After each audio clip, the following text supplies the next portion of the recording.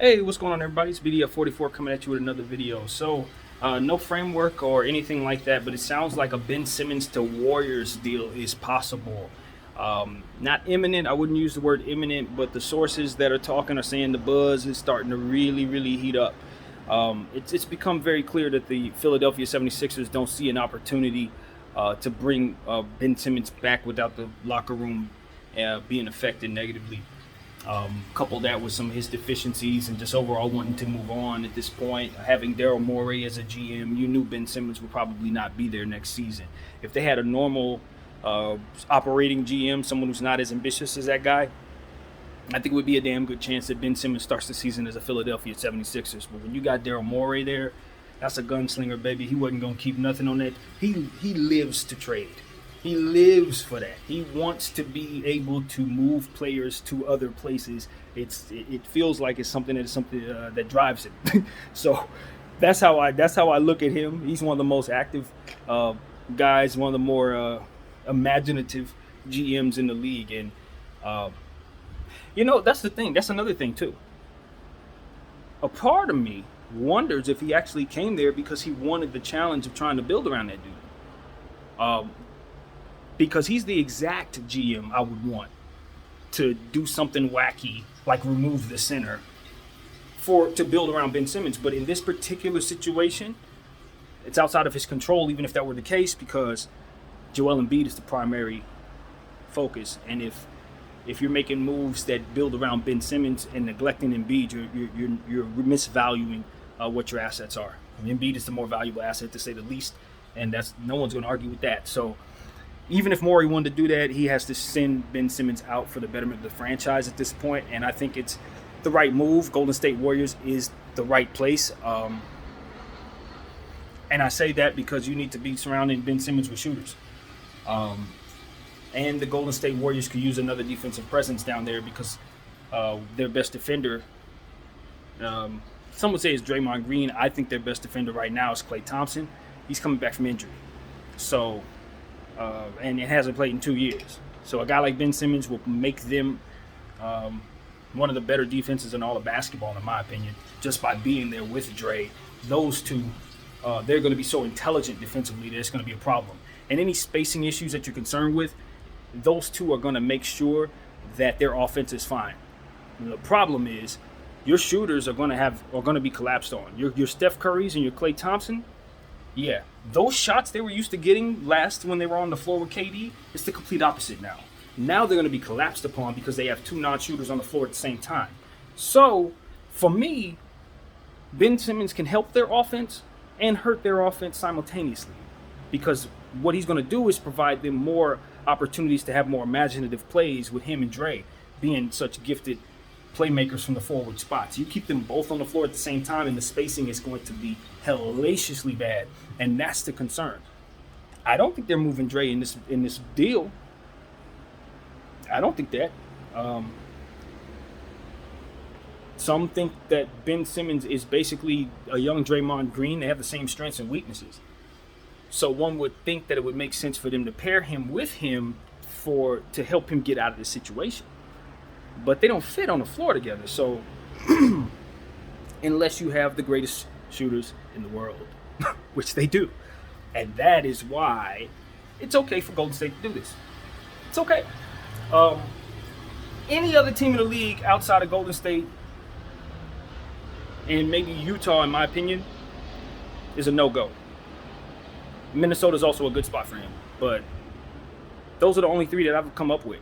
And I didn't really have Golden State at the top of the list because I just felt like Dre and Ben Simmons is not what I would do in terms of putting players together, especially since he's making so much money. But now, this is what ends up becoming interesting. Ben Simmons does make a lot of money, y'all. He's one of those players where if you're going to make a deal for him and you're bringing back his salary,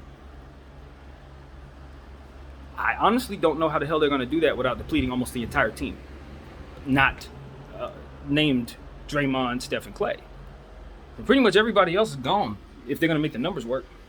If I'm being completely honest, unless they're going to get some creative way to give up some picks to give to a third team so they can keep some of their talent, but they're going to be giving up a lot of picks to get who? Ben Simmons on that contract? See, this is when it gets tricky. I don't know how the hell they're gonna do this without depleting their team. And if that's the case, you got 2 Dre's and 2 shooters. Good luck. I don't like that. I don't like that at all. So we got to see exactly what they're going to do to make this happen, because, looking at the numbers, they may have to trade Draymond Green. They may actually trade Draymond Green in this trade if they're going to do it. It makes more sense than having both of them in some ways, obviously. But I don't know how Golden State fans are going to feel about that. If I'm a Golden State fan, to be completely honest with you, I'd rather have Draymond. He fits. Well, Ben Simmons is younger. Ben Simmons is a better player. He really is. I know people don't believe that, but he is. But I'd rather have Dre for the experience. I'd rather have Dre because it's Golden State, and we're Golden State, and we're not giving up Draymond Green for Ben Simmons. If I'm a Golden State fan, like, this is a crisis if they're doing that. So Wiggins' contract may be the saving grace, and then they got to give up a bunch of other stuff and possibly a bunch of picks, as to which I would say it's not worth it. So we'll see. We'll see what the Golden State Warriors do. They're going to have to get really creative. And mind you, again, this is Daryl Morey. He's going to get something out of this. This is not going to be a deal where he's getting fleeced. Now, Ben Simmons' value is really, really low. But his contract, again, is really, really high. So even though you're not paying that much for him, that's still going to equate in a lot of players leaving Golden State. Simple as that.